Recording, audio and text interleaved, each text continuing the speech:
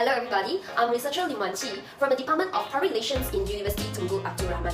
And today, I'm going to give you a better insight of our research with the title K-Drama It's Okay to Not Be Okay, discovering the existence of the audience involvement on mental health awareness. Well, learning is the basic survival key for human existence. It takes place almost every second in humans' daily chores. Observe and imitate is a natural instinctive reaction in humans and animals. There are even times when humans' brain will automatically reflect observable behavior on individuals. So sometimes, this behavior can be so subtle that people are unaware it is fed into them unconsciously. So now, let me give you a better insight about social learning. Let's go! Founded by Albert Bandura in 1977, social learning is shared and exists everywhere in the society. According to Randall et al. 2010, social learning by observation or interaction with others is common in nature, and it is fundamental to humanity's significant success. Individuals may learn various new behavior through close observation of others, such as emotional responses, how to use a technique in their atmosphere, and how to increase or decrease inhibits. It is typically a phenomenon that happens not only by observing others, but also by influencing their behaviors through entertainment. Following on, the study by O'Rourke in 2006 claimed that theories of social learning have demonstrated behaviors is shaped not only by individuals or life models, but those mass media such as film and drama can also portray them as one of the critical consequences that will influence the motivation and behavior of daily human chores. Therefore, due to the heavily occur of social learning in our society, things have changed daily. The term Hallyu refers to the Korean Wave phenomena which flooded into many Asian countries such as China, Thailand, Indonesia, and worldwide in 1999. While in Malaysia, it was all started when Rienda Sonata debuted on the Malaysia TV channel, TV3, in 2002.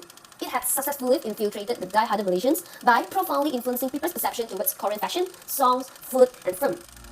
Since then, Malaysian culture was heavily affected by Korean beef. When eating Maggi, people prefer to have kimchi as a side dish. While looking into fashion, Korean fashion is everywhere in the street. 어서와. 이 채널은 처음이지? We use Korean language in our daily conversation, such as 진짜, meaning seriously, 안녕하세요, meaning hello, as well as 사랑해요, I love you. Those terms are widely used by the nations, even in Malaysian context.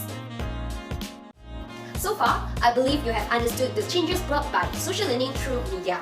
So now, let's move on to another important topic in the title, which is mental health awareness.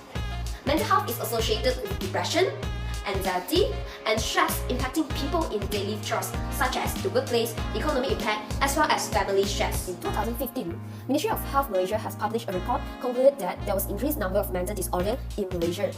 29.2% of adults whose age 16 and above are facing mental health illness, which this is equivalent to 4.2 million of Malaysians. Thus, researcher Lu and Furham in 2012, Hassan et al. In 2018 had done several research and found out that insufficient attention and exposure in media space are some of the factors that prohibited the dissemination of mental issues in our society, which it will actually lead to the inadequacy of knowledge about psychiatric illness and treatment. Hence, mass media, it actually serves a virtual channel to convey the information as it can spread rapidly and reaching the mass audience holistically. In this research, audience involvement plays a role for the researcher to study the effect of drama on cultivation and social learning process. Brown in 2015 identified 4 processes in audience involvement, including transportation, parasocial interaction, identification, and worship. Transportation is a state where the audience is highly committed to the story, so their cognition and emotions will follow exactly the story's fluctuation. When audience undergoes the parasocial interaction process, they will actually establish a one-way relationship with the media personnel of the character on the television.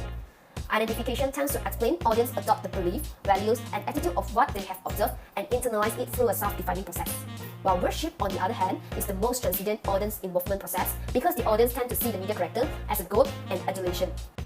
However, this research will focus only on transportation and identification to understand audience involvement in drama It's Okay to Not Be Okay. To illuminate this uncharted area, we, the researcher, will examine this phenomenon through drama. In June 2020, a South Korean romantic drama series, It's Okay to Not Be Okay, with the later title, Psycho, But It's Okay, directed by Park Shin-woo and screenwriting by Joo Young. It was premiered on Netflix last year on 20th June to 9 August. The romance plot in K-drama, we all know it is renowned among the audience. But this drama is different from most romance in K-drama because it tells the unusual romance story about characters with trauma and autism. Drama It's Okay to Not Be Okay has perfectly breaks the dull romantic firework plot and portray noble intention that can heal the audience lonely and lost feeling in some ways. K-drama's presence seems not intuitive but was exposed to the audience through various means of communication such as social learning and cultivation theory to reach a consensus with the audience. Therefore, this research explored the audience involvement among young Malaysian audience by adapting the drama It's Okay to Not Be Okay into the social learning process. Through the narration and character engagement that the drama given to the audience, it helps to shape attitudes and behaviors among them. In this research, drama It's Okay to Not Be Okay served as the subject matter for the whole social learning and cultivation process.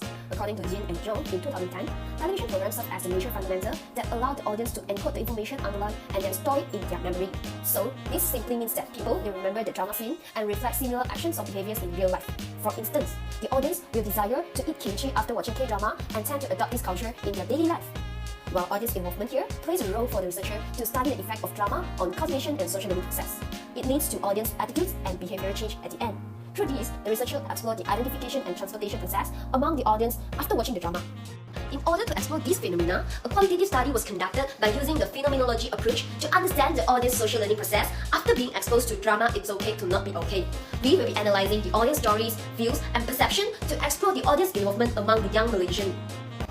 The researchers had taken 3 days to conduct the actual interview with the informants. The interview was conducted through online platforms such as Google Meet or Microsoft Teams, and all the interview was conducted between 45 to 60 minutes. All samples are chosen based on the requirements set by the researchers, which all the youth must age between 18 to 30 years old. It is regardless of gender and ethnicity. They must be Malaysians, and they must finish watching the drama It's Okay to Not Be Okay. And the most important component is they must be willing to join as the participants for this research. Then, an in-depth interview through semi-structured questions was used as an instrument for data collection.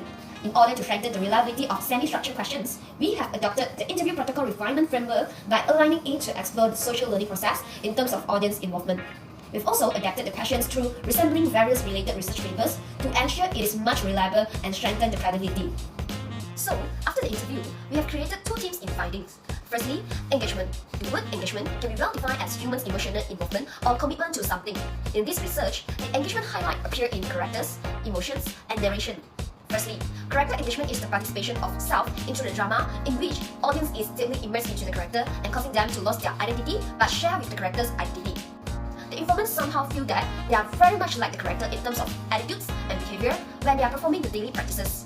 Whenever the narration requires the character to go on with something or just to decide something, the similarities between informant and the character will actually prompt them a situation where they will tend to put themselves into their favorite characters and feel exactly what their characters feel. Indirectly, this had led them into imagining themselves participating and evolving in the story, which integrated them into the story's character. Thereby, it will actually change their personality and leads to a long-term behavior changes. While the second team created was feelings. As far as the informants experience engagement, it will cause them to engage their emotions with the characters. And then, it will eventually trigger their emotions to sense pity, happiness, or anger when looking at the characters experiencing on any undesired incidents. It makes them feel exactly the character's feeling. So according to the data from 3 informants, they will calmly express their feeling, and when they were asked to imagine their favorite characters when they failed to achieve their goals, their feeling has been heavily affected. However, we found that 2 informants they tend to become agitated when asked to imagine the predetermined situation and share their feelings on their favorite characters. The informants is shown unconsciously express excessive emotion when they are required to imagine their favorite character's failure from the response. So, with that, we have come to concluding that familiarity is the initial stage of identification where the audience get emotionally attached to the character as soon as they understand them entirely. It's based on the immersion of the audience with the character, and it must first start with exploring and understanding the character to see if he or she has some similar or opposing traits that the audience can perceive. Conversely, the transportation process was found through the audience immersive feeling with the drama's narration, which these are all extensively played by the characters, and without any of this, neither was unable to convey message effectively. And on the other hand, the feeling component is crucial to human beings, especially in expressing self-emotions towards stimulants. Hence, researchers found that passive watching of the drama is also an interest that can bring the audience feeling, which this is especially happen towards some scenes. And not all scenes can stimulate informants' feeling, but those that can do so are able because of the similar life events that happen to the audience. And this is also explained by their connection with the character they have undergone through the state of losing self-identity and sharing similar traits with the characters, which made them unwilling to accept bad things that occur to their favorite characters in the plot. So in general, the emergence of audience involvement is associated with the previous event that the audience experienced, which may affect their belief in the real world because of the story and characters. And that's all from me. Thank you for sparing your time and watching my video. See you!